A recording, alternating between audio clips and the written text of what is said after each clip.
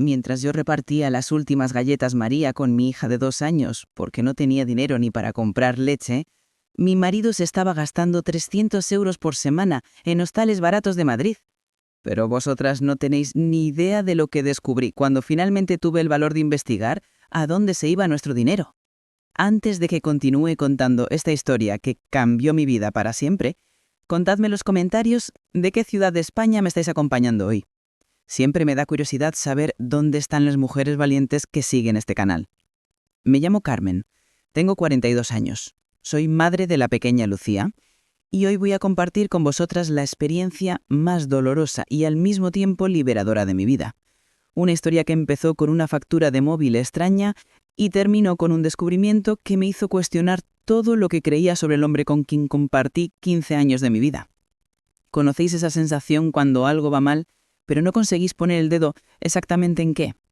Pues bien, yo viví eso durante casi 2 años. Mi matrimonio con Alejandro siempre fue, ¿cómo puedo decirlo?, estable. No era ese gran amor de telenovela, pero era una relación sólida, construida con respeto y compañerismo. Al menos eso era lo que yo creía. Nos casamos jóvenes, yo con 27 y él con 29. Alejandro trabajaba como supervisor en una empresa metalúrgica en las afueras de Barcelona, y yo era maestra de primaria. Teníamos una vida sencilla, pero cómoda.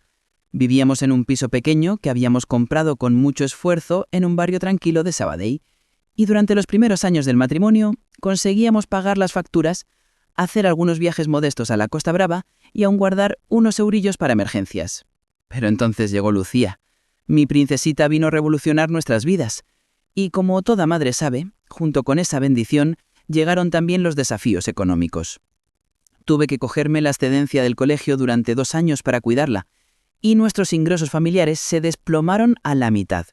Alejandro asumió la responsabilidad como sustentador principal de la casa, y confieso que me sentí agradecida por tener un marido tan entregado. Fue durante este periodo cuando empecé a notar ciertos cambios. Alejandro siempre había sido una persona reservada, pero comenzó a estar aún más distante. Llegaba a casa agotado, quejándose del trabajo, diciendo que la empresa estaba pasando por dificultades y que quizás no conseguiría aumento de sueldo tan pronto. Yo, como esposa comprensiva, acepté la situación sin cuestionar demasiado. Pero las cuentas en casa empezaron a apretarnos de una forma que no conseguía entender. Su salario, teóricamente, debería ser suficiente para mantenernos, incluso con los gastos del bebé.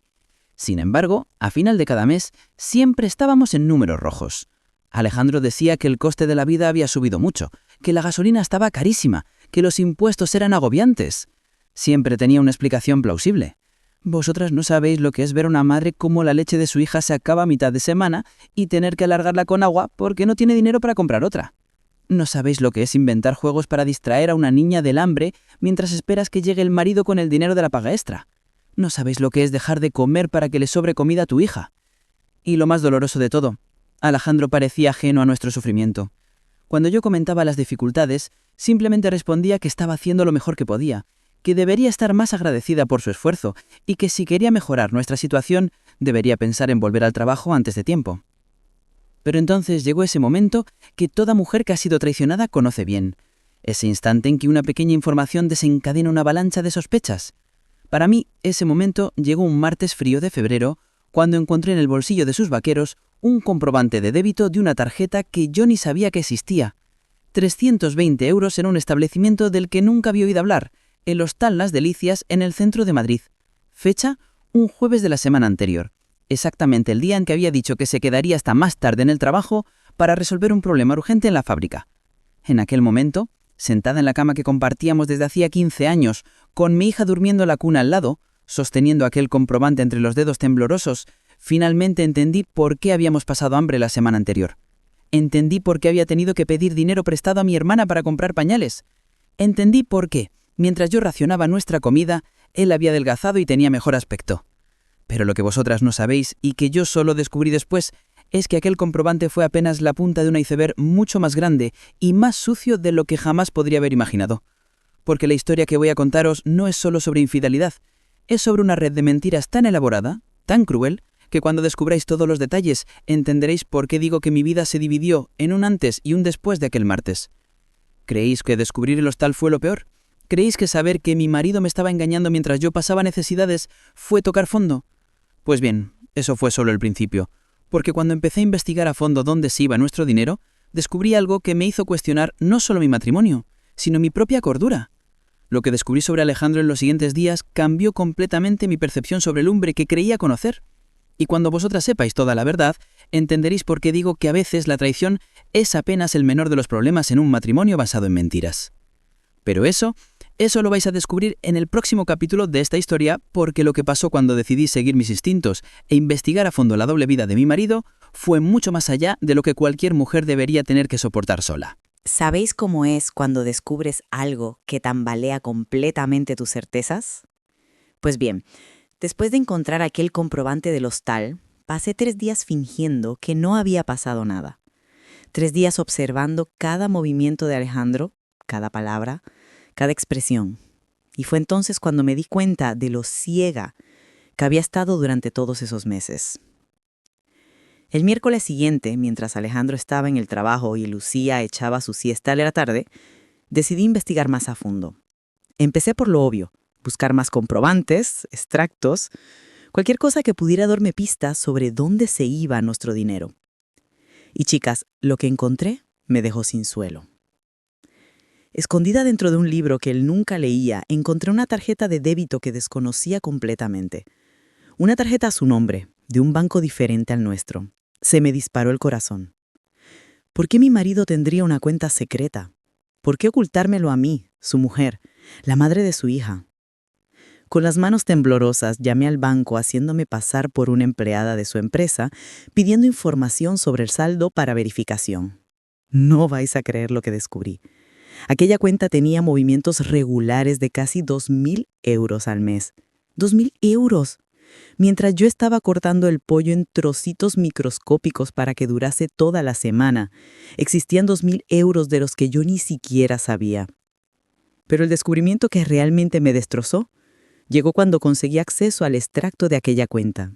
Y aquí, mujeres, vais a entender por qué a veces la infidelidad es solo la punta del iceberg de toda una vida de mentiras.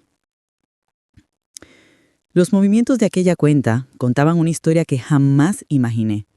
No eran solo gastos en hostales, había débitos en bares de postín, restaurantes caros, tiendas de ropa masculina de marca, incluso una joyería. ¡Joyas!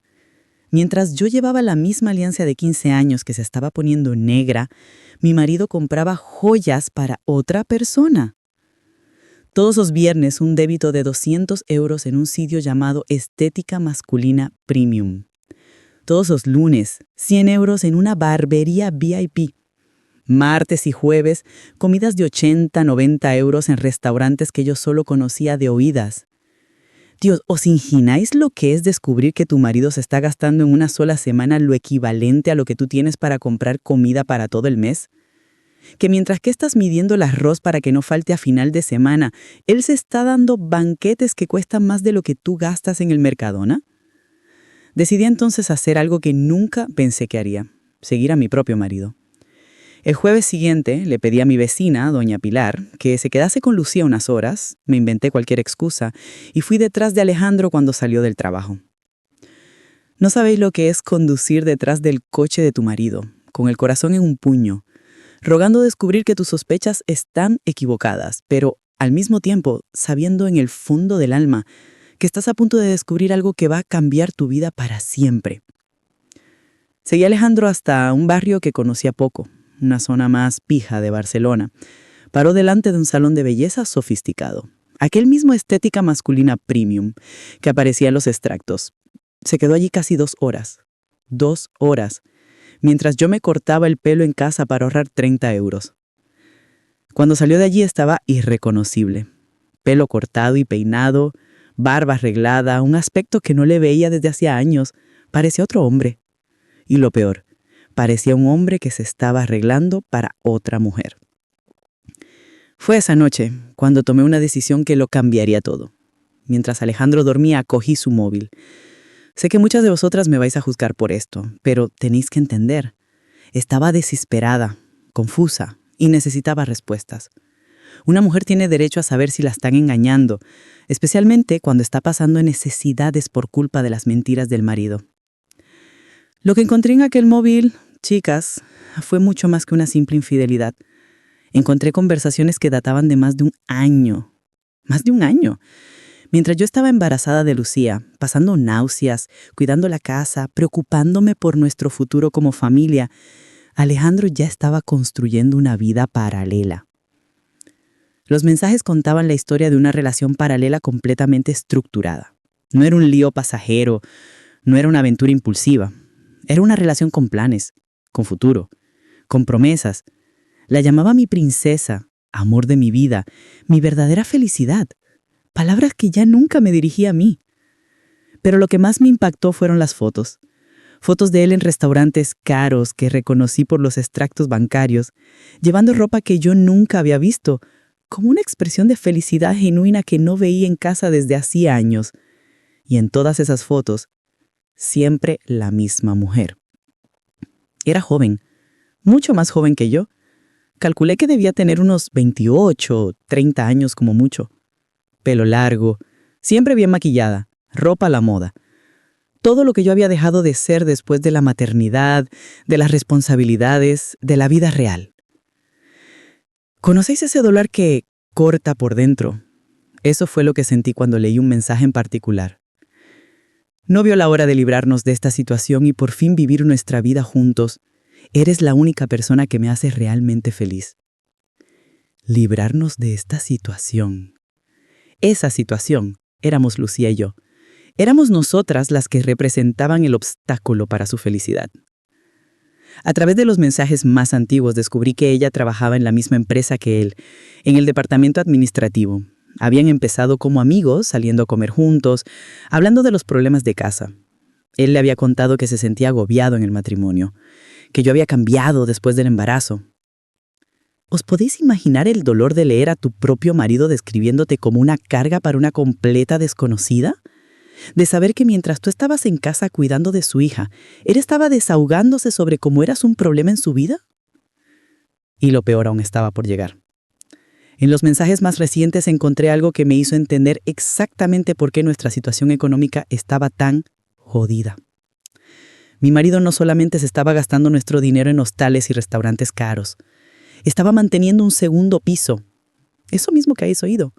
Mi marido había alquilado un apartamento para vivir con esa mujer los fines de semana. Un apartamento con un alquiler de 1.200 euros al mes. Mientras yo repartía galletas con nuestra hija, él estaba pagando una segunda casa para vivir su romance paralelo. Fue en aquel momento, leyendo aquellos mensajes a las 3 de la madrugada, con mi hija durmiendo al lado de un hombre que se había convertido en un completo extraño para mí, cuando tomé una decisión. No iba a limitarme a confrontarle con lo que había descubierto. No le iba a dar la oportunidad de inventar más mentiras, de manipularme otra vez. Iba a descubrir hasta dónde llegaba esa red de mentiras. Iba a entender exactamente desde cuándo me estaba engañando y qué más me estaba ocultando. Porque una cosa había aprendido esa noche. Cuando un hombre es capaz de mentir sobre algo tan gordo, no existe mentira pequeña. Y lo que descubrí cuando decidí investigar más profundamente la vida secreta de mi marido fue algo que me hizo cuestionar no solo nuestra relación, sino mi propia capacidad de juicio. Porque, chicas, no vais a creer hasta dónde es capaz de llegar un hombre para mantener una doble vida, ni imaginar lo que él estaba planeando hacer conmigo y con nuestra hija.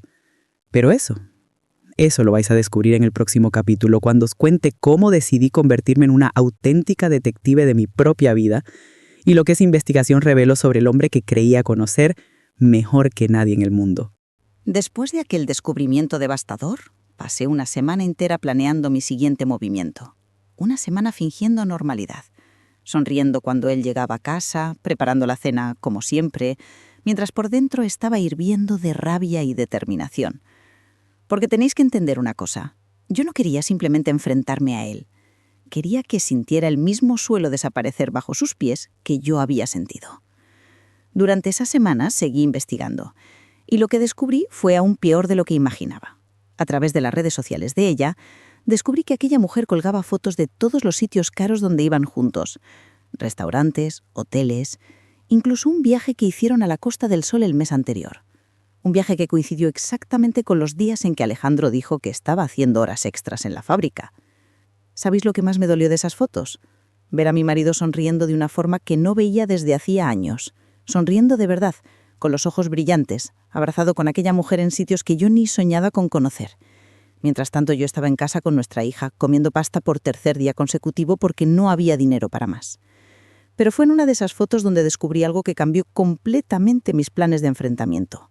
Una foto de ella llevando un collar que reconocí inmediatamente. No porque lo hubiera visto antes, sino porque era idéntico a uno que había visto en un escaparate meses atrás y le comenté a Alejandro que era precioso. En aquel momento, él dijo que era muy caro, que no teníamos pasta para esas frivolidades. En aquel momento, entendí que no se trataba solo de infidelidad o de dinero, era desprecio. Alejandro me despreciaba tanto que había comprado para el amante exactamente aquello que me negó a mí. Era como si me estuviera diciendo que yo no merecía las cosas buenas de la vida, pero ella sí. Fue cuando tomé una decisión que lo cambiaría todo. En lugar de simplemente enfrentarme a él en casa, decidí que tenía que ser expuesto de la misma forma que yo había sido humillada. Primero llamé a mi hermana Cristina y se lo conté todo. Se indignó tanto como yo y se ofreció a ayudarme en lo que hiciera falta. Entonces urdí un plan. Alejandro siempre decía que los jueves eran sus días más duros en el trabajo. Pues bien, decidí darle una sorpresita aquel jueves. Una sorpresa que nunca olvidaría.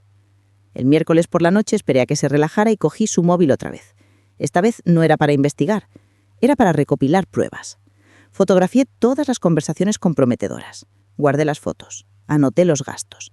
Descubrí que se encontrarían el jueves a las 7 de la tarde, en el piso secreto. Perfecto. El jueves dejé a Lucía con mi hermana y llegué al edificio a las 6:30. A las 7 en punto vi llegar a Alejandro. Esperé 15 minutos más y subí. Toqué el timbre. Cuando abrió la puerta vistiendo solo unos boxers, su expresión cambió completamente. Fue como ver a alguien viendo un fantasma. ¿Carmen? ¿Cómo balbuceó intentando cerrar la puerta? Pero yo ya había puesto el pie para impedirlo. «Hola, cariño», le dije con una calma que ni yo sabía que tenía. «He venido a conocer nuestro segundo hogar. ¿Puedo pasar?» La desesperación en sus ojos era palpable. Fue entonces cuando oí su voz. «¿Amor? ¿Quién es?» Su voz se cortó cuando me vio parada en la puerta. Apareció llevando un albornoz. «Hola, guapa», le dije, entrando sin pedir permiso. «Soy Carmen, la mujer de Alejandro y la madre de su hija. Un placer conocerte por fin». El piso era todo lo que nuestra casa no era. Moderno, bien decorado, con muebles nuevos. En la nevera, vinos caros, quesos importados, flores naturales que costaban más de lo que yo me gastaba en el mercado toda la semana. «Alejandro, ¿qué piso más bonito tenéis aquí? Debe costar una pasta mantener todo esto, ¿no?» Intentó decir algo, pero lo interrumpí. «No hace falta que expliques nada ahora. Ya sé todo. Se lo ve la cuenta secreta, los 2.000 euros al mes, los restaurantes caros, los regalos. Sé que mientras nuestra hija y yo pasábamos hambre, vosotros estabais aquí viviendo como reyes». La mujer intentó meterse. «Mira, Carmen, tú no entiendes la situación». «¿No entiendo? No entiendo que te estás acostando con un hombre casado y encima le ayudas a robar dinero a su propia familia. O no entiendo que os parece normal que una niña de 2 años pase necesidades para que vosotros podáis permitiros esta vida de lujo». Fue entonces cuando algo en mí explotó. Toda la rabia, toda la humillación, todo el dolor que había guardado durante meses salió de golpe. ¿Sabéis lo que es repartir la última galleta con una niña de 2 años porque no tienes dinero para comprar más comida? ¿Sabéis lo que es llevar la misma ropa toda la semana porque no tienes dinero para comprar otra? ¿Sabéis lo que es ver a tu hija llorar porque quiere un juguete sencillo y no puedes comprárselo porque su padre se está gastando el dinero con la amante? Alejandro finalmente intentó reaccionar. «Carmen, vámonos a casa a hablar». ¿Hablar?, grité. «¿Sobre cómo me has mentido durante un año? ¿Sobre cómo has dejado que tu familia pase necesidades para mantener a tu amante? ¿Sobre cómo le compraste a ella el collar que me negaste a mí?» Fue cuando saqué el móvil y mostré todas las fotos de las conversaciones. «¿O quieres hablar sobre cómo le dijiste que yo era una carga? Que nuestra hija era un error? ¿Que no veías la hora de librarnos de nosotras?» El silencio fue ensordecedor. Ella miraba a él. Él miraba el suelo. Y yo estaba ahí, en medio de aquel piso construido con el dinero que faltaba en nuestra mesa. «¿Sabes lo que voy a hacer ahora, Alejandro? Me voy a casa a hacer tus maletas. Tienes hasta mañana por la mañana para decidir si quieres intentar salvar nuestra familia o si prefieres seguir viviendo esta mentira. Pero una cosa te garantizo, no voy a pasar ni un día más fingiendo que no sé nada». La miré a ella. «¿Y tú, guapa? Espero que estés preparada para mantenerle sola, porque el dinero de nuestra familia se acaba de secar para vosotros». Salí de aquel piso con la cabeza alta, dejando atrás a 2 adultos que parecían niños pillados haciendo algo malo. En el ascensor me temblaron las piernas por primera vez. No de miedo, sino de adrenalina. Había enfrentado mi peor descubrimiento cara a cara y había salido victoriosa. Pero chicas, lo que pasó en las siguientes 24 horas fue algo que ni yo ni nadie podría haber previsto. Porque cuando un hombre acostumbrado a mentir y manipular se ve acorralado, es capaz de cosas que no os imagináis. Y lo que hizo Alejandro para intentar dar la vuelta a la situación y hacerme parecer la mala de la película es algo que vais a descubrir en el próximo capítulo. Algo que me hizo entender que no conocía ni el 10% del hombre con quien había compartido 15 años de mi vida. Chicas, si creéis que la historia terminó en aquel piso, no tenéis ni idea de lo que estaba por venir. Porque cuando llegué a casa aquella noche del jueves, después del enfrentamiento, me sentía victoriosa, empoderada, pensando que por fin había tomado el control de la situación. ¡Qué ingenua era! Llegué a casa sobre las 9 de la noche. Recogí a Lucía en casa de mi hermana, que estaba ansiosa por saber cómo había ido todo. Le conté rápidamente lo que había pasado, me felicitó por el valor y volví a casa con mi hija, decidida a empezar una nueva vida. Acosté a Lucía y empecé a separar la ropa de Alejandro. Cada prenda que doblaba y metía en la maleta era como si me estuviera liberando de un peso que llevaba encima desde hacía meses. Estaba decidida. Tenía hasta la mañana siguiente para aparecer, pedirme perdón de rodillas y prometer que iba a cambiar completamente de vida. O si no, nuestra historia había llegado a su fin. Pero a las 11:30 de la noche sonó mi teléfono. Era un número que no conocía. «Dígame, Carmen». Era una voz femenina, mayor. «Soy la madre de Alejandro. Necesito hablar contigo urgentemente». Se me disparó el corazón. Doña Mercedes nunca me había llamado directamente y mucho menos a esa hora. Siempre que necesitaba hablar conmigo, le pedí a Alejandro que me pasara el recado. «¿Doña Mercedes?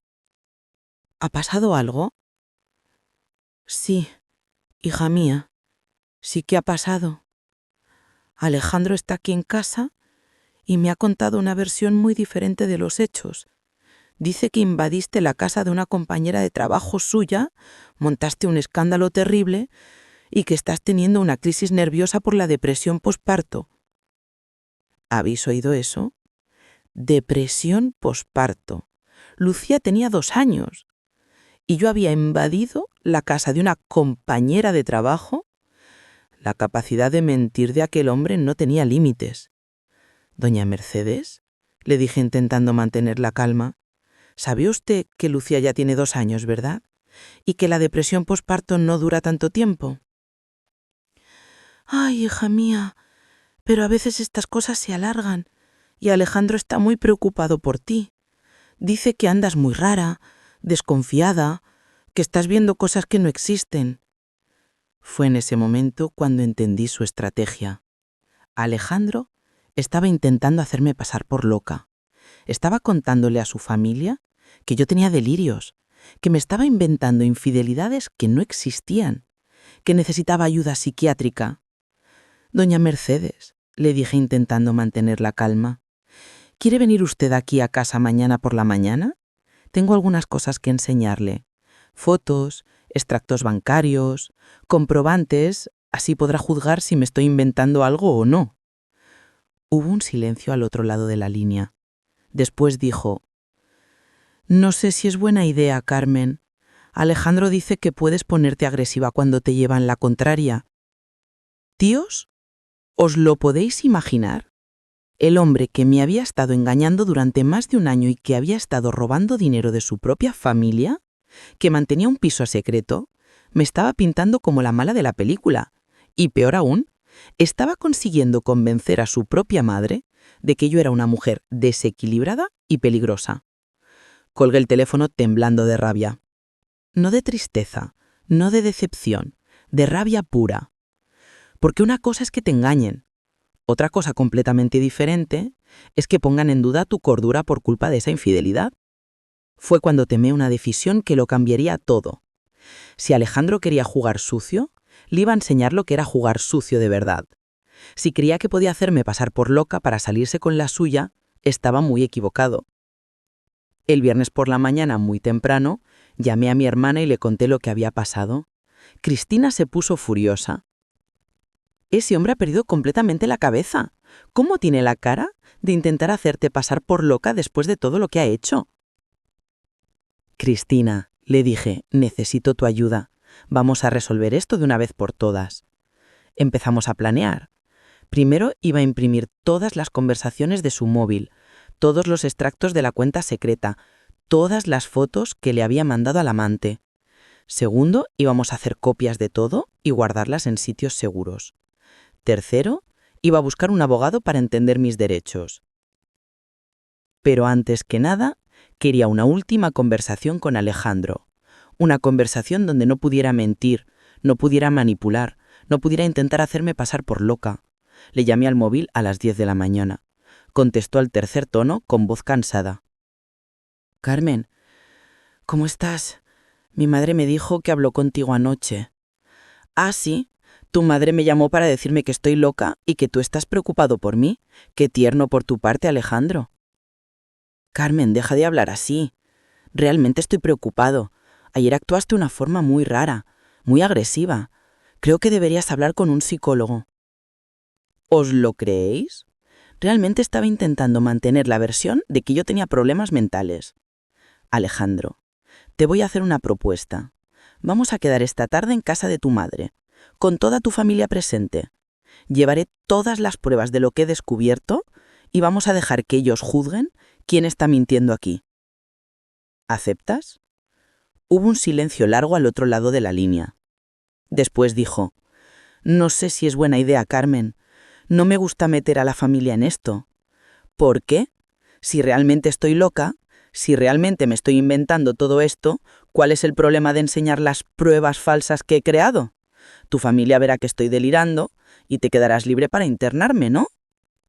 Otro silencio. Y fue en ese silencio cuando entendí que sabía que estaba perdido. Porque una cosa es convencer a la madre por teléfono de que la nuera está loca. Otra cosa es explicar extractos bancarios, fotos, conversaciones de más de un año. «Vale», dijo, «pero prometes que te vas a controlar, ¿no? Que no vas a montar ningún numerito». «Alejandro, quien debería estar preocupado por controlarse aquí eres tú, no yo». Por la tarde llegué a casa de doña Mercedes con una carpeta llena de documentos. Estaban allí ella, el padre de Alejandro, su hermana y un cuñado. Alejandro llegó unos minutos después que yo, claramente nervioso. «Bueno», empecé, abriendo la carpeta, «ya que Alejandro ha dicho que me estoy inventando cosas, os voy a enseñar exactamente lo que me he inventado en la cabeza». Empecé por los extractos de la cuenta secreta. Enseñé cada movimiento, expliqué cada gasto. Después enseñé las fotos de las conversaciones del móvil, leyendo algunos mensajes en voz alta. Por último, enseñé las fotos que el amante colgaba en las redes sociales, con mi marido sonriendo a su lado en sitios caros. El silencio en el salón era ensordecedor. Doña Mercedes miraba los papeles con una expresión que nunca le había visto en la cara. Su padre movía la cabeza incrédulo. Su hermana estaba visiblemente incómoda.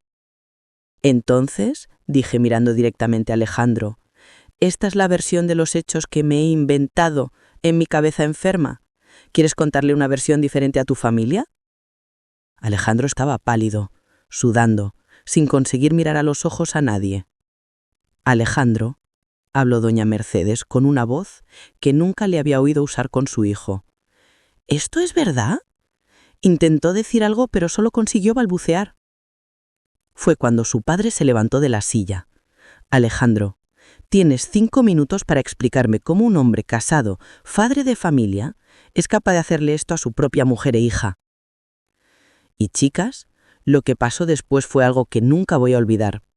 Porque cuando Alejandro finalmente confesó todo delante de su propia familia, cuando por fin admitió todas las mentiras, todas las infidelidades, todos los gastos ocultos, sentí una sensación de justicia que no tenía precio.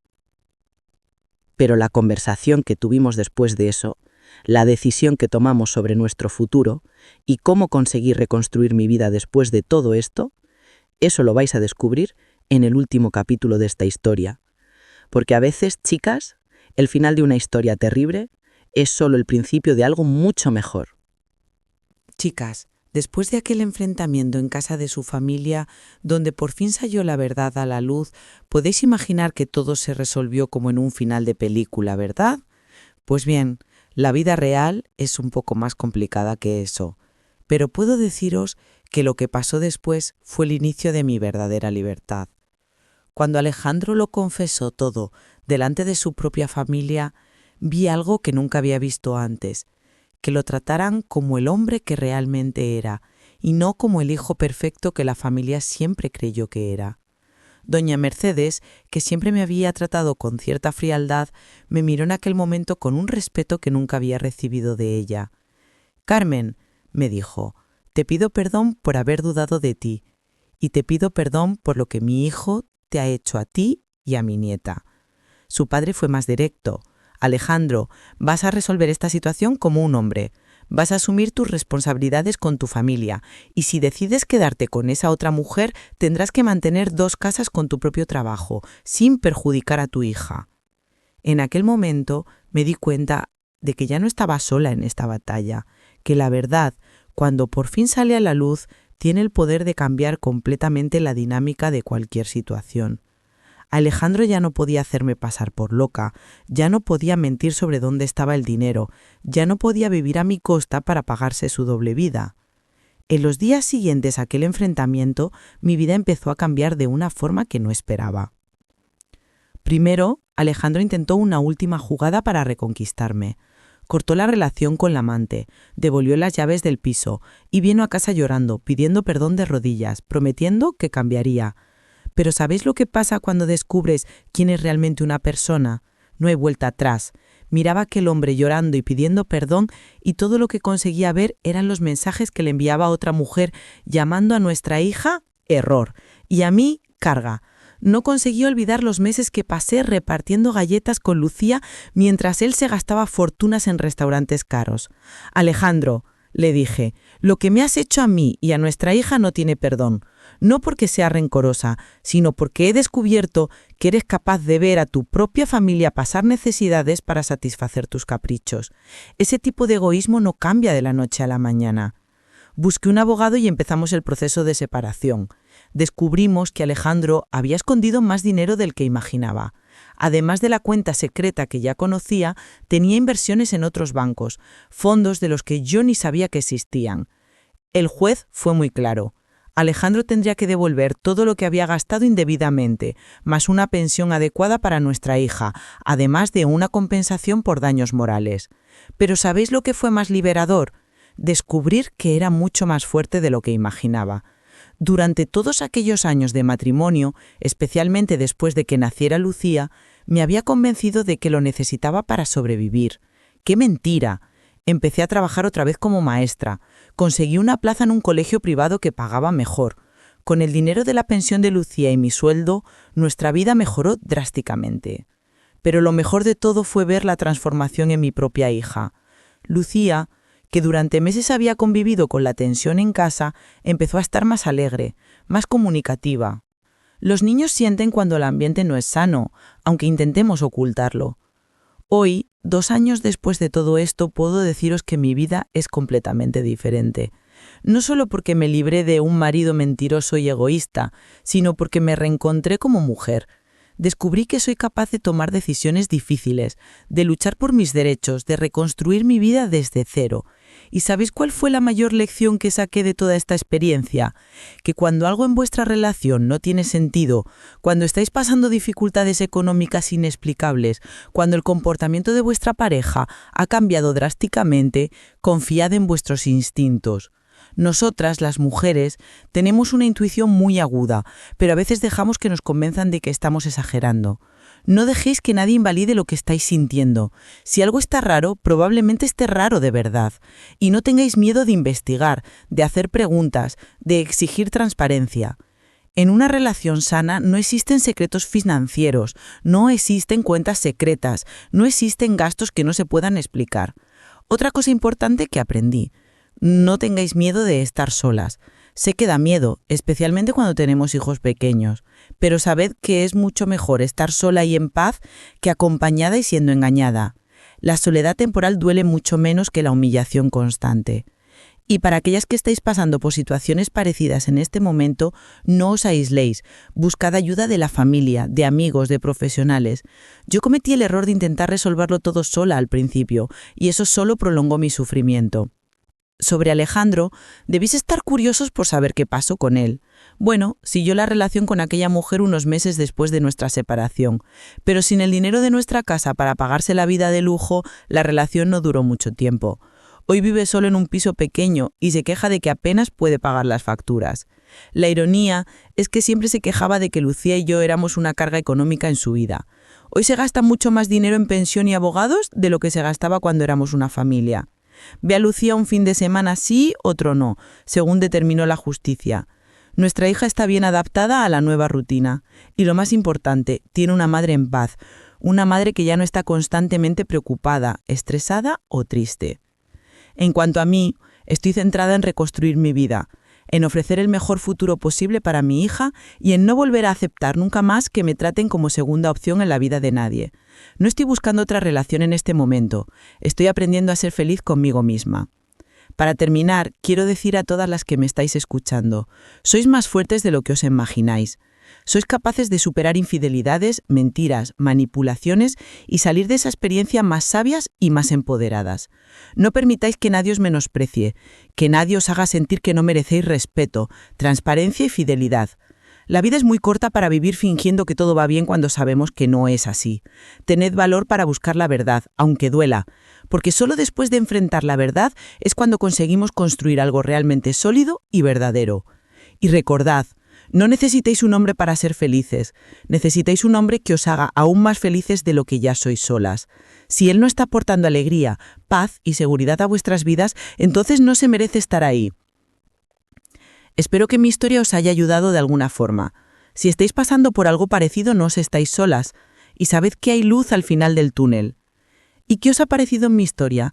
Dejad en los comentarios vuestras opiniones, vuestras experiencias o vuestras palabras de apoyo para otras mujeres que puedan estar pasando por situaciones similares. Y si aún no estáis suscritas al canal, suscribíos para no perderos las próximas historias que vamos a compartir aquí. A veces compartir nuestras experiencias es la mejor forma de ayudarnos unas a otras. Un abrazo fuerte para todas y hasta la próxima.